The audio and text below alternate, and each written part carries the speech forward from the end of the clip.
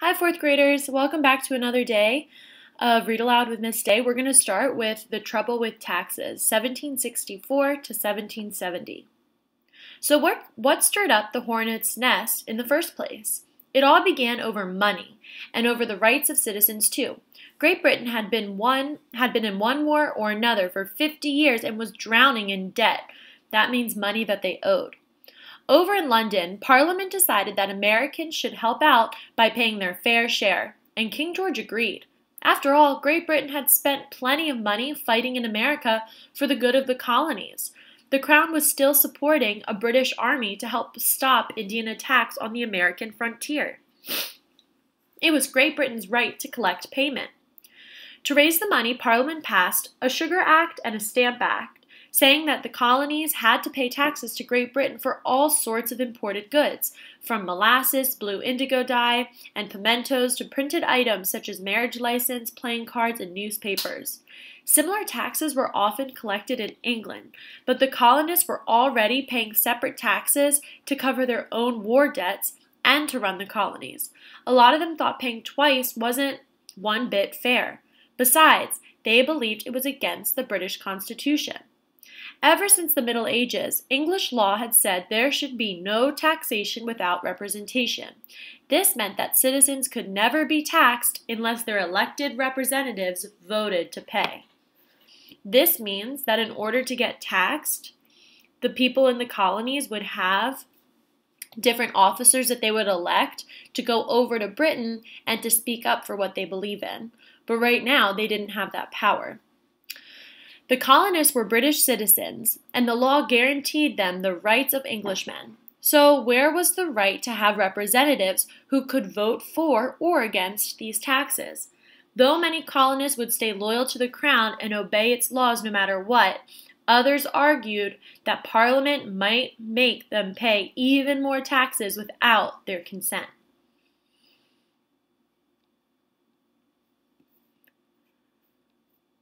Many colonial merchants refused to buy British goods. Pamphlet writers roared. Preachers thundered from their pulpits. Angry members of an organization called the Sons of Liberty stripped royal office holders naked and covered them with hot tar and goose feathers. They used to tar and feather folks in Great Britain too. Excuse me. In those days. A mob completely wrecked the home of the royal governor of Massachusetts. A straw dummy dressed to look like a stamp distributor was hung from a 120-year-old elm tree. Excuse me, my allergies are acting up. Was hung from a 120-year-old elm tree, and the British tax stamps that Americans were supposed to buy were burned in every colony. So right now, Britain is trying to make money to pay off all of their debt. They think it makes sense that Americans would help them because Britain supported them in fighting for wars. But the American colonists are already paying taxes in their homeland. Now they have to pay double, which is making them upset. By the time the Stamp Act was supposed to go into effect in November 1765, flags were being flown at half-mast to mourn the death of liberty or the death of freedom. Nobody in America would even distribute the stamps. 4 months later, hoping to restore peace, Parliament finally gave up and got rid of the hated taxes. This troubled King George, who still thought the taxes were fair, but he signed the repeal anyway.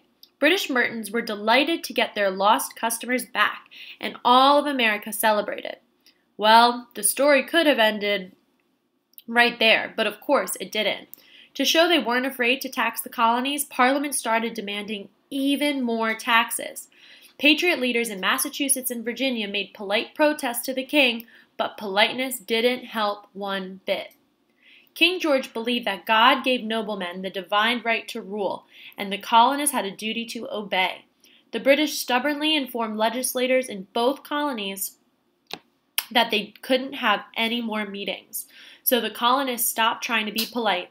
The Virginians, including George Washington, met anyway and banned the sale of items taxed by Great Britain. I want you to pause and I want you to think about both sides right now, Great Britain and the American colonists. Who do you think is doing the right thing and who do you think is doing the wrong thing? Or do you think each side is making mistakes? Colonists smuggled in untaxed goods from other countries, which was illegal, and they made lots of their own goods instead of buying British ones. A women's group called the Daughters of Liberty supported the cause by weaving their own cloth, making their own ball gowns, and brewing their own Liberty tea out of sassafras flowers. King George was sure that certain gentlemen who pretended to be patriots in Massachusetts were no more than criminals. So he sent a fleet of warships to Boston to make them behave. 700 soldiers wearing fancy uniforms soon paraded up Boston streets with muskets on their shoulders. Whenever they went off duty, many stole, got drunk, and chased women. Some also infuriated worshippers by purposefully racing horses, beating drums, and gambling under church windows on Sundays. In March 1770, an angry mob of American rowdies started taunting 8 of King George's soldiers and pelting them with icy snowballs. Then someone threw a lump of wood at a redcoat and knocked him flat.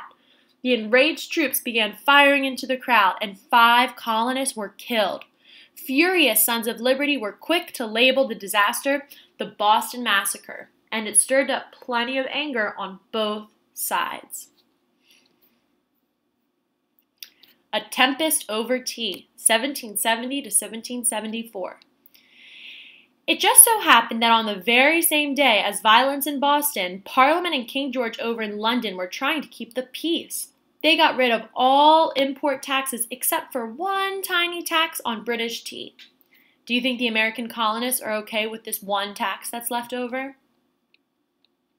You probably remember what's coming next. They thought that would solve the problem, but it didn't. Lots of colonists resented paying any British taxes, no matter how tiny. It was a matter of principle. Some refused to drink British tea and drank tea smuggled from Holland instead. Others, including George Washington, stopped drinking tea altogether. By 1773, the British East India Company had so much unsold tea sitting around that it was about to go broke. To keep this tea company in business, Great Britain's Prime Minister, Lord North, proclaimed that absolutely nobody except the East India Company could sell any tea in America. To convince colonists to buy the tea, prices were set so low that even with tea taxes, the company's tea cost less than any other tea sold in England or in America. The colonists loved tea, but more of them still thought this was taxation without representation. British tea either rotted in warehouses or got sent straight back to England. Before long, Royal Governor of Massachusetts, Thomas Hutchinson, declared that unless the tax was paid, none of the tea shipped to Boston Harbor could be sent away. If the tea was not unloaded, ship commanders would force it on the shore under the cover of their cannon's mouth. On the night of December 16, 1773, some Sons of Liberty covered their faces and hands with coal dust, disguised themselves as Mohawk Indians, and very calmly filed on board 3 ships filled with tea. Hundreds gathered to watch the men split open 342 chests of Britain Darjeeling tea with tomahawks and fed all 45 tons of it to the fish. Most Britons were outraged when they heard news of the wanton destruction. Americans were clearly a race of convicts, that means prisoners. They had gone too far and must be punished. 6 months later, the king had an angry parliament. 6 months later, the king and an angry parliament closed Boston Harbor. Nothing could come in and nothing could go out.